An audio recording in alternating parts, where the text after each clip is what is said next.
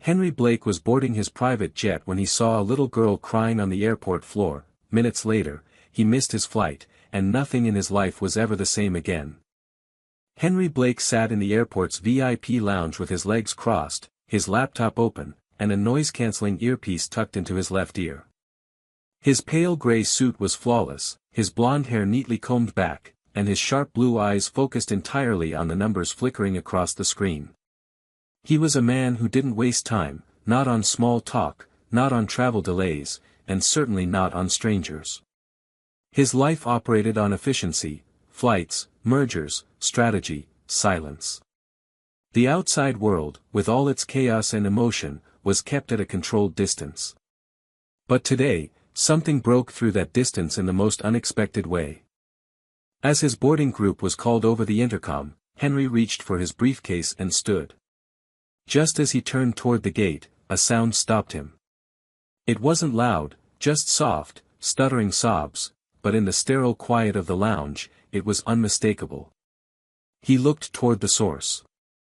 Near the edge of the seating area, a little girl was sitting on the polished floor, curled up beside a small white bag and a worn stuffed bunny. She couldn't have been more than 5 years old. Her white dress looked slightly wrinkled, and her curly blonde hair framed her face in soft, tangled strands. Tiny white clips barely held the hair back from her pale forehead. Her shoulders shook as she cried, trying to muffle the sound into the bunny's fabric. People were watching. Some glanced, some frowned, but no one moved. No one asked. No one helped. Henry hesitated. This wasn't his problem. His plane was boarding, his schedule was packed, and he had already lost 3 minutes. But his feet didn't move toward the gate. They turned instead toward her. He knelt slowly, loosening his tie slightly, unsure why he felt nervous. "Are you lost?" he asked, keeping his voice calm and low. The girl looked up with wide, glassy blue eyes that mirrored his own more than he realized. She sniffled, clutched the bunny tighter, and shook her head. "Mommy went to the bathroom and didn't come back," she said. "She told me to stay here." "I did. But she didn't come back." Henry looked around. No adult nearby seemed even remotely connected to the girl. There was a small pink jacket folded on the seat behind her and a woman's handbag beside it, but otherwise, nothing. He frowned, reaching for his phone. "What's your name?" he asked, already pulling up security services. The girl answered softly, "Lily." The name hit him like a slow, quiet punch. Lily. Not unfamiliar. Familiar in a way that made his stomach twist. As he spoke to the airport staff and they began checking security footage, Henry stayed near her. He offered her water, which she refused. He asked if she wanted to sit on a chair. She said no, her mother had told her not to move. She obeyed perfectly. An hour passed before security came back with footage. A woman, blonde and thin, holding Lily's hand, entered the restroom area.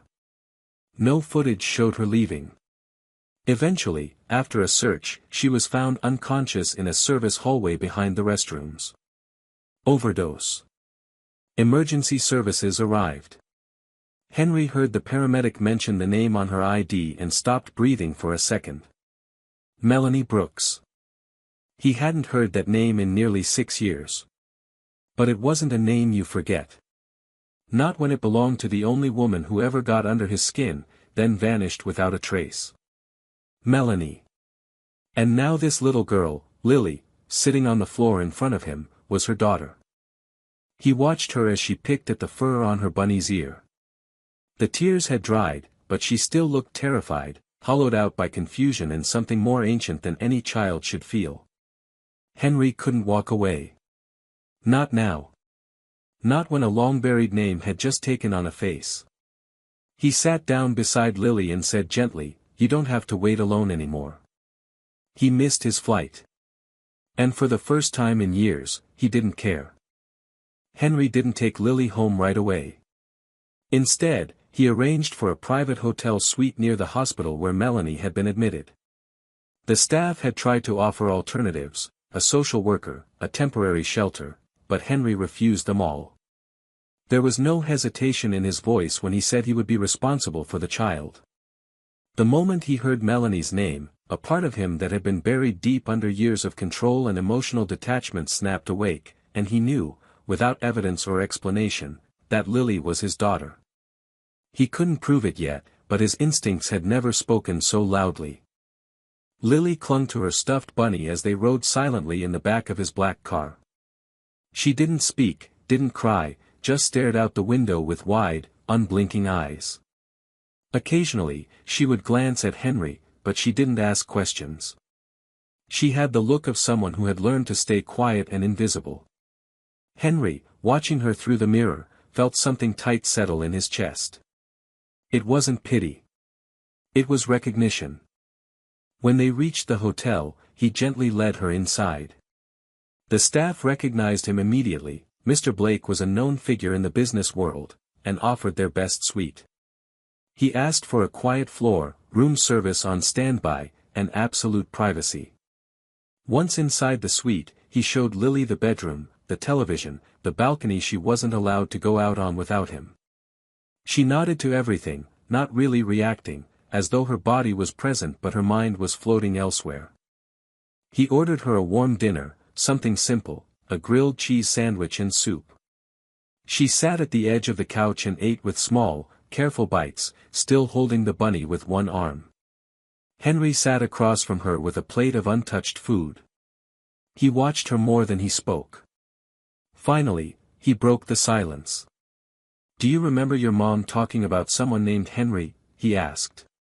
Lily looked up, a piece of bread paused in her hand. She thought for a second, then nodded slowly. She said he was someone from before. Someone she missed, even when she didn't say it. Henry felt the air go still. Melanie hadn't just disappeared. She had carried a part of him with her. And now that part was sitting across from him, quiet and unsure, needing someone who didn't vanish. He tucked her into bed that night, awkwardly at first. He wasn't used to brushing small teeth or finding the right storybook voice. She chose a picture book from the hotel's children's selection, and he read it stiffly, until she interrupted him halfway through and whispered, "You don't have to be good at it. Just don't stop reading." He didn't. After she fell asleep, clutching her bunny and breathing in soft patterns, Henry stepped into the other room and made the call. A private medical lab he had used before, discreet and fast. He requested a DNA test.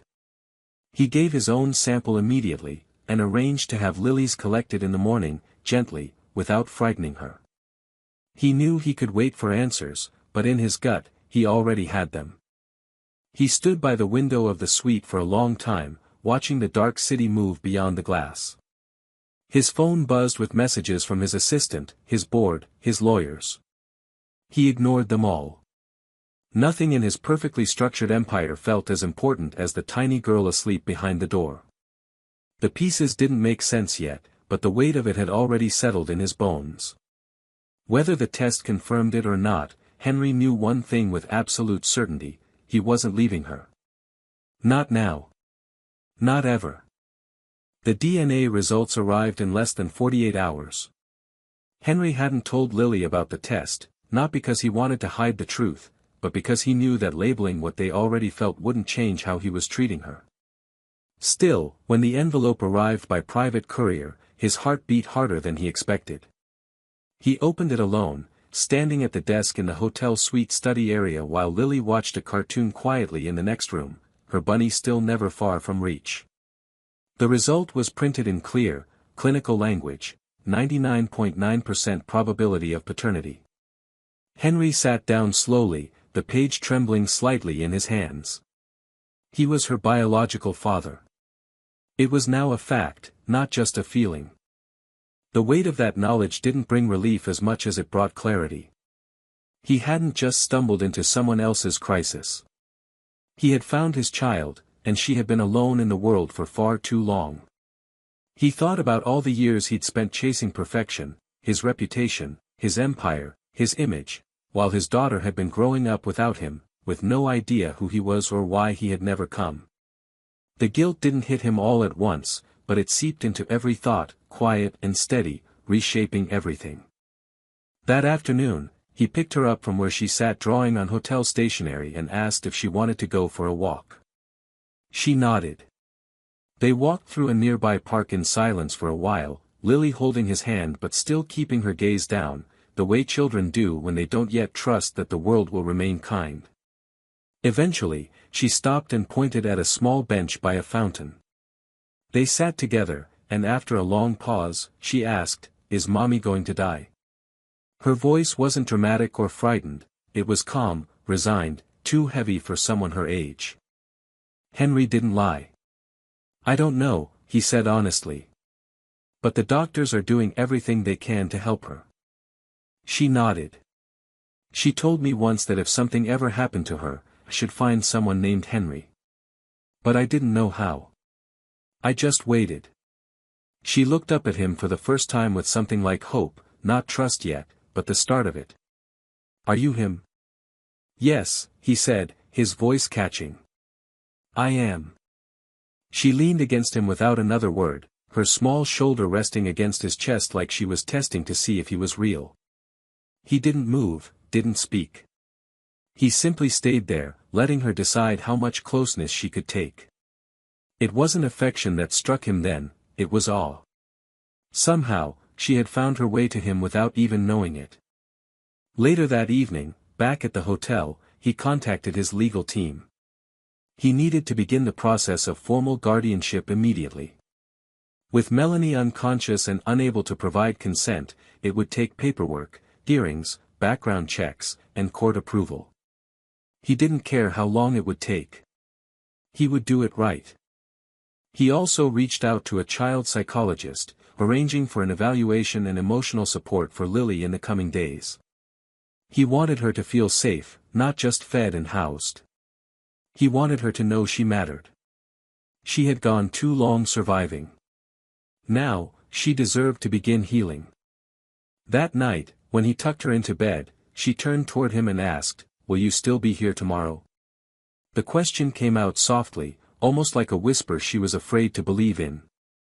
"I'll be here every day," he said. "As long as you want me." She didn't answer right away. But then she nodded once, closed her eyes, and reached out with one hand to hold onto his sleeve as she drifted to sleep. Henry didn't move. He sat there beside her, still wearing his suit jacket, her fingers curled in the fabric, and he understood something he never had before: he wasn't rescuing her. She was saving him, too. The days that followed settled into an unexpected rhythm, quiet but meaningful. Henry extended their stay in the hotel suite while renovations quietly began in his penthouse to prepare a permanent home for Lily, one with a bedroom designed just for her, soft lighting, safety latches, and space for toys and books she hadn't yet picked. But until that space was ready, he did his best to make the hotel feel like more than just a temporary shelter. Lily adapted quickly to the quiet luxury of their surroundings, not in the way of a child dazzled by wealth, but with the quiet gratitude of someone who had been cold before and now felt warmth. She asked few questions, never demanded anything, and often looked to Henry for silent permission before doing even the simplest things, like reaching for a juice box or turning on the television. It broke something in him every time she hesitated like that, as though kindness was still something she hadn't learned to trust. He made it his mission not just to care for her needs but to offer presence, the kind that didn't expect anything in return.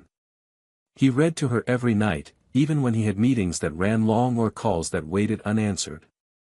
He began waking up early, not to review financial reports, but to learn how to braid hair by watching online tutorials so that when she asked, he could get it almost right.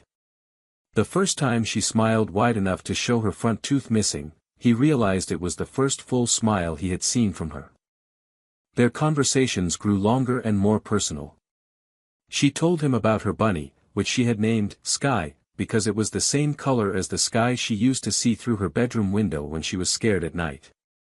She shared that her favorite food was pancakes, but only if they were soft in the middle, and that she was scared of hospitals, not because of needles, but because she had once waited in one for hours without knowing if her mother would ever come back. Henry listened to everything. He didn't always know what to say, but he never dismissed a single word. The more she opened up, the more fiercely protective he became, not just because she was his daughter, but because she was finally learning what it felt like to be heard.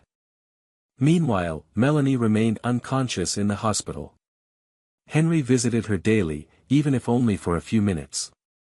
He sat at her bedside, told her about Lily's day, and updated her on the legal progress. He wasn't sure if she could hear him, but he spoke anyway, not out of obligation but because part of him needed her to know that he was finally doing what he should have done long ago. He had no bitterness toward her anymore. Only sorrow, for the years they had lost, for the weight she must have carried alone, for the fear that had made her disappear. One afternoon, after a hospital visit, Henry brought Lily to a small bookstore. It was raining lightly outside, and she held his hand tighter as they crossed the wet pavement. Inside, the air smelled like paper and warmth. Lily wandered carefully through the children's section, her fingers brushing across covers like they were made of something fragile. She finally picked out a book about a fox who found its way home after being lost in the woods. That night, she asked Henry to read it twice. When he finished the second time, she whispered, "Do you think the fox knew where he was going?" He paused, then answered, "I think the fox didn't know, but he followed something inside him. And it led him to exactly where he was meant to be." She nodded as if that made perfect sense, then curled up under her blanket and drifted to sleep. The next morning, Henry received confirmation from his legal team. The petition for emergency guardianship had been approved. It was temporary, but it was official. He was now, in the eyes of the law, Lily's legal guardian. He folded the document slowly, not because he doubted the outcome, but because holding it felt like holding a second chance with his own hands. When he told Lily the news, she didn't cheer or jump up and down. She simply smiled softly and said, "So now I get to stay." Henry knelt in front of her and looked into her eyes.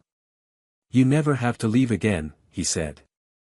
And for the first time, she reached out without hesitation and hugged him, arms tight around his neck, as if she had been waiting her whole life for someone to say those words and truly mean them. The penthouse was ready within 2 weeks, transformed from a minimalist, sterile bachelor space into a place that could now be called a home. Gone were the chrome edges, the cold light, and the sharp silence. In their place were warm rugs, softer furniture, a kitchen that smelled like actual meals, and a bedroom down the hall that Lily chose every detail of, from the color of the walls to the shape of the nightlight. Henry had never cared about interior design beyond aesthetics, but now he found himself researching safe drawer locks, non-toxic paints, and the best bedtime books for 5-year-olds. His calendar, once filled with investment briefings and mergers, now included field trip dates, parent forms, and a daily reminder labeled, "Pick up Lily." Their first day in the new home was quiet but full of meaning. Lily explored slowly, taking her time to look at everything. Her favorite thing turned out to be a small window seat in the corner of her room where she could curl up with her bunny and watch the city lights come on at night. Henry watched her without interrupting, standing in the hallway as she touched the edge of a shelf and tested the softness of her blanket.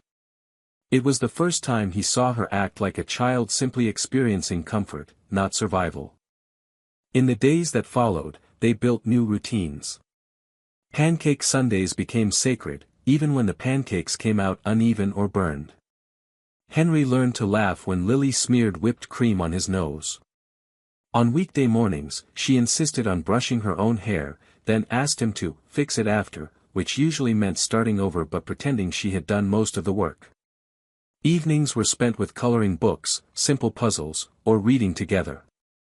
Lily had a quiet sense of humor, and she started to let it show more often, tiny smirks, sarcastic observations far too advanced for her age, and the occasional giggle fit that ended in hiccups.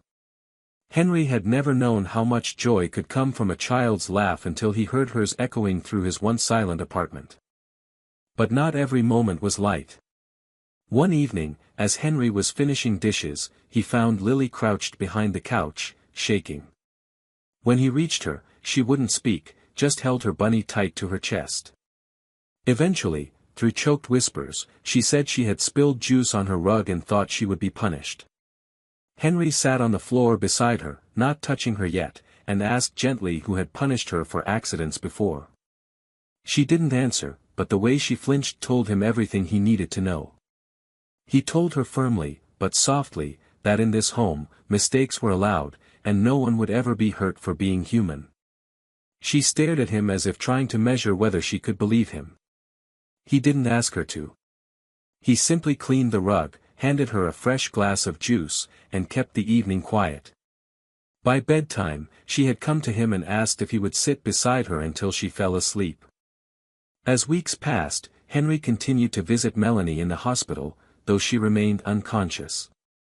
He brought her updates, pictures Lily had drawn, stories from their daily life, even silly anecdotes about burnt breakfasts. He talked to her like she could hear, like she might open her eyes any minute and see what had grown in her absence. He didn't know what would happen when she woke up, or how she would feel about the new family forming in her shadow. But he knew one thing with clarity: he wanted to be there when she did. And he wanted to be the man who could look her in the eye and say, "I stayed." One evening, Henry received a call from his attorney confirming the court had scheduled a formal custody review. Though the temporary guardianship had gone smoothly, the presence of a living, though incapacitated, mother meant the court would need to assess everything before finalizing full custody. Henry wasn't surprised, but the weight of the process pressed on him. It would mean background investigations, psychological evaluations, more interviews with Lily, and most likely, a social worker's observation of their life together. It would mean proving he was good enough, not as a CEO, but as a father. That night, when he sat beside Lily in her room as she fell asleep, he didn't read a book. Instead, he told her a story of a fox who got lost in the woods and kept walking because he believed someone was waiting for him at the end. Lily, sleepy but listening, asked, "Did someone wait?" Henry paused, then replied, "Yes. Someone had been waiting all along." She didn't ask who. She just smiled, closed her eyes, and whispered, "I think I'm the fox." He reached out and brushed a strand of hair from her forehead, and said, "Then I guess I was the one waiting." And in that small, quiet room filled with soft light and the hum of the city below, it became more than just a temporary arrangement. It became something sacred, something worth protecting, no matter what came next. The morning of the court's family evaluation began like any other. Lily was up early, sitting at the breakfast bar in her pajamas, swinging her feet and coloring quietly while Henry made pancakes. She asked if she could help stir the batter, and he let her, even though she spilled flour across the counter. There was laughter, light conversation, and a rhythm between them that had taken weeks to build. But beneath the easy routine, Henry felt the pressure pressing behind his eyes. That afternoon, a court-appointed social worker would visit their home to assess the environment, observe their dynamic, and determine whether Henry's guardianship was healthy and in Lily's best interest. It wasn't about money or status, it was about trust, safety, and the invisible things that filled the space between a child and an adult who claimed to care. He had prepared meticulously. The apartment was spotless but still looked lived in, with drawings pinned to the refrigerator, a pair of small shoes near the door, and Lily's favorite books scattered gently across her bedroom rug. He didn't want perfection to scare the evaluator. He wanted authenticity. He dressed casually but neatly and told Lily that someone would be coming to visit them to see how they lived. She asked if she had to wear a dress, and he told her only if she wanted to. She chose a soft blue one and asked him to fix her hair. He braided it carefully, the way she liked, and tied the ribbon just right. When the social worker arrived, she was warm and professional, her eyes kind but observant. She greeted Lily first, kneeling to her level and introducing herself by her first name. Lily, shy but polite, invited her inside and offered to show her Bunny's favorite hiding spot. Henry stood back, letting her lead.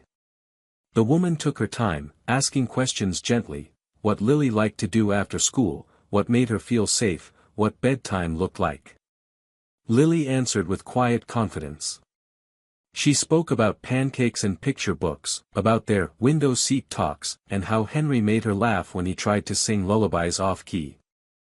Later, While Lily drew quietly at the table, the social worker asked Henry to step into the kitchen to speak privately. She reviewed the preliminary file, noting that Lily had shown signs of both resilience and past trauma but had improved in sleep patterns, emotional regulation, and school performance since coming into Henry's care. She asked about his history with Melanie, about why he hadn't known about the child before now, and about his motivations for pursuing full custody. Henry answered honestly, without rehearsed lines. He told her about Melanie's disappearance years ago, about how her sudden absence had left an unresolved wound in his life, and how finding Lily had changed everything. He didn't pretend to be perfect. He simply made it clear he was committed for life. The visit ended on a soft note. The social worker knelt once more beside Lily, who handed her a folded drawing. On it was a stick figure family of 2 people and a bunny holding hands beneath a giant heart. The caption read, in misspelled letters, "My home is here." The woman smiled and thanked her, then glanced back at Henry with an expression that said more than words could. She would file her report that night, but Henry already knew she had seen what mattered. The next morning, the court issued its preliminary review, the guardianship would stand, and the process toward full custody could proceed without challenge. Henry sat in silence when he received the email, the relief so overwhelming it felt almost hollow at first. He had been holding his breath for so long, he'd forgotten what it felt like to let it go. Lily was sitting nearby, playing with paper dolls. He walked over, sat on the floor beside her, and simply said, "They said yes." She blinked at him, confused. "Yes to what?" "Yes to you staying with me. Forever, if you want." She didn't answer with words. She crawled into his lap, rested her head on his chest, and whispered, "I already decided that a long time ago." That night, Henry couldn't sleep. He stood at the window, watching the city shimmer with distant lights, and thought about everything that had changed. He still visited Melanie daily, still spoke to her even as machines hummed and monitors blinked steadily. He didn't know when, or if, she would wake. But if she did, he wanted her to know that Lily had not only been found, but she had been loved. Fiercely. Fully. Without condition. He turned to look back at the hallway where Lily's nightlight glowed gently under the door. A life that once existed only in theory, a concept he hadn't dared dream of, was now living, breathing, and fast asleep in the room next to his. And he knew, without question, that the court had only confirmed what his heart already understood. They were no longer waiting for permission to be a family. They already were one. Henry had just returned from Lily's school when he got the call from the hospital. It was short and cautious. Melanie had woken up. The doctor on the line warned him that she was weak, disoriented, and not fully coherent yet, but conscious. Henry stood in the middle of his kitchen, phone in hand, frozen. For a moment, the world around him blurred into silence. He looked toward Lily, who was sitting at the table, building a tower out of cereal boxes and carefully balancing her bunny on top. He didn't tell her right away. He didn't know how. But he packed her a small bag, called a trusted assistant to stay with her for a few hours, and headed to the hospital without hesitation. When he walked into Melanie's room, she looked smaller than he remembered, her skin pale against the sterile white sheets, her eyes fluttering slowly toward the window. The moment she turned her head and saw him, there was a flicker of recognition. Not fear. Not surprise. Something quieter. Maybe guilt. Maybe resignation. He stepped closer, careful not to overwhelm her. She watched him, then whispered, "You came." Henry pulled up a chair and sat beside her. "I never stopped," he said. "You disappeared. I didn't know where. And now you're here, and so is she." Melanie closed her eyes for a moment, as if the mention of Lily was too much to hold. When she opened them again, they were wet with tears. "I didn't mean to disappear," she said. Her voice was hoarse, barely more than a breath. "I was scared. I thought I'd ruin you if you knew. I didn't want to be someone else who took something from you." Henry shook his head slowly. You didn't ruin me. But you did leave me out of the most important part of my life. And now she's everything. They sat in silence. Machines beeped quietly beside them. Melanie's hands trembled slightly as she tried to reach for a cup of water. Henry helped her. She sipped, then said, "Is she okay? Is she happy?" "Yes," he said. "She's thriving. She's smart, and strong, and cautious. But she smiles more now. She laughs. She asks about you every night." Melanie pressed a hand to her mouth to stifle a sob. "I wanted to be better before I told you. But I never got better. And I didn't want her to grow up watching me fall apart." "You did what you thought you had to," Henry said. "But you don't have to do it alone anymore." Later that evening, he returned home to Lily, who ran into his arms the moment he walked through the door. She asked if he had gone to a meeting, and he hesitated before saying, "I saw someone very important." "Your mom." Her eyes widened, unsure whether to feel joy or fear. "She woke up," she whispered. He nodded. "She asked about you. She misses you." Lily clutched his hand tightly. "Can I see her?" Henry nodded again. "Soon. When she's a little stronger." In the days that followed, they spoke more often. Melanie's strength returned slowly.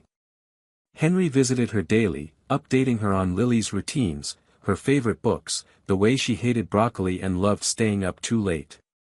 He brought her drawings, voice messages, even photos. Melanie wept the first time she heard Lily's voice say, "Hi, Mommy. I hope you're okay." "I'm okay. Daddy takes care of me."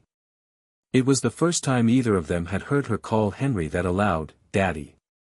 Eventually, Henry asked Melanie what she wanted for Lily's future. Her answer came without hesitation. "I want her to have peace. And I think you give her that. I'll never ask you to give her back. I just want to be whatever part of her life she'll let me be." Henry felt something shift in that moment. Not closure, not quite forgiveness, but a kind of understanding. They had both come through pain and shame and uncertainty, and now they stood, different, changed, but still willing to do what mattered most, love the same child in the best ways they could. That weekend, Henry and Lily sat in their apartment and put together a scrapbook. She carefully glued photos of them baking cookies, her first day at school, her stuffed bunny beside the window seat. Then she took a blank page and said, "This one's for Mommy." And Henry smiled, knowing they were making space, not just for the life they'd built, but for the ones they were still finding room to welcome in. On a warm Saturday afternoon, nearly 6 months after that day in the airport, Henry stood in the living room with his sleeves rolled up and a nervous energy pulsing just beneath his usually calm surface.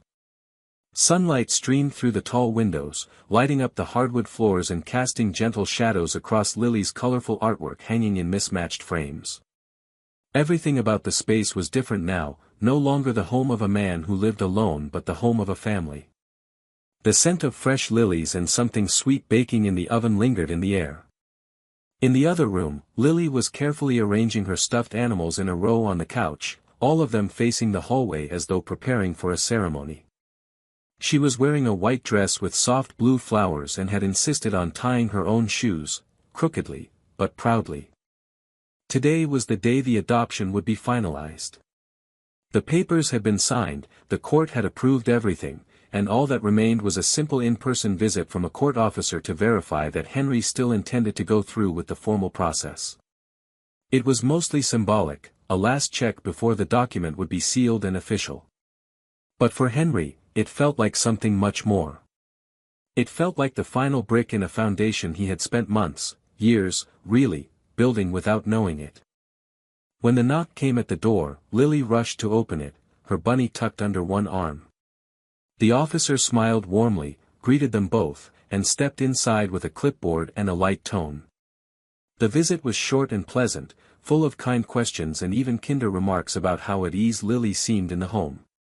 After she left, Henry and Lily stood quietly in the center of the room. It was done. She was his. Not temporarily. Not conditionally. Officially. Legally. Forever. Lily looked up at him with her wide, thoughtful eyes. "So now I'm yours?" she asked, even though she already knew the answer. Henry crouched down and placed both hands on her small shoulders. "You've always been mine," he said. "Now it's just on paper too." She hugged him tightly, and for a long moment, neither of them said anything. The silence didn't feel empty. It felt full, like a space that had finally been filled with something real. That evening, they invited Melanie over for dinner for the first time since she'd regained her strength. She had moved to a new apartment nearby and was in outpatient treatment, working through years of pain with steady progress. She arrived with a small bouquet of sunflowers and a cautious smile, unsure how the night would go but hopeful. Lily greeted her with a drawing, herself in the middle, holding both Melanie's and Henry's hands, and led her to the table with the quiet confidence of someone who understood that love didn't have to be split. It could be shared. Dinner was simple: pasta, salad, and cupcakes that Lily had decorated with far too many sprinkles. They laughed, told stories, and looked at old pictures Melanie had brought of herself and Lily from years before. At one point, Melanie leaned across the table and said, "Thank you, Henry. For everything. For her. For not walking away." Henry nodded, his throat tight. "Thank you for bringing her into this world. I'm just lucky I got to find her in it." Later, after Melanie left and Lily had fallen asleep curled up beside her bunny and a new bedtime storybook, Henry stood in the doorway of her room, arms crossed, eyes damp. The soft glow of the nightlight shimmered across her face, peaceful in a way that made everything else fade. The court documents were on the desk behind him, neatly stacked and notarized. But he didn't need them anymore to feel what was true. He walked to the window and looked out over the city. The lights below flickered like distant stars, busy and cold, but here in this space, this warm, lived-in home, he had found something far more lasting than success. He had found a purpose that didn't need recognition, a kind of wealth that didn't show up on spreadsheets. And as he turned off the last light and whispered goodnight to the quiet apartment, he understood fully what he had once been too afraid to admit. He wasn't just a man who had stepped into a child's life. He was a father. Not by blood alone, but by every choice, every quiet promise, every moment of staying when it would have been easier to walk away. And that made him richer than he had ever dreamed possible. What makes the ending of this story so powerful is its quietness. There's no dramatic twist, no grand public gesture, just the steady, intimate triumph of love choosing to stay. Henry, a man once defined by control and detachment, becomes a father not through obligation, but through transformation. And that's what gives the story its depth. Lily isn't just a child in need, she's the catalyst that brings out the best in him. Her quiet resilience and trust teach Henry more about connection than any success ever did. The moment the adoption is finalized isn't the climax, it's the confirmation of everything that's already grown in between: the silences, the late-night stories, the broken pancakes, and the gentle choices to keep showing up. For me, the beauty of this ending lies in how ordinary it is: one child sleeping peacefully, one man standing quietly in the doorway, knowing he's exactly where he's meant to be. It's not flashy. It's real. And sometimes, the most extraordinary endings are the ones built on simple, unwavering love.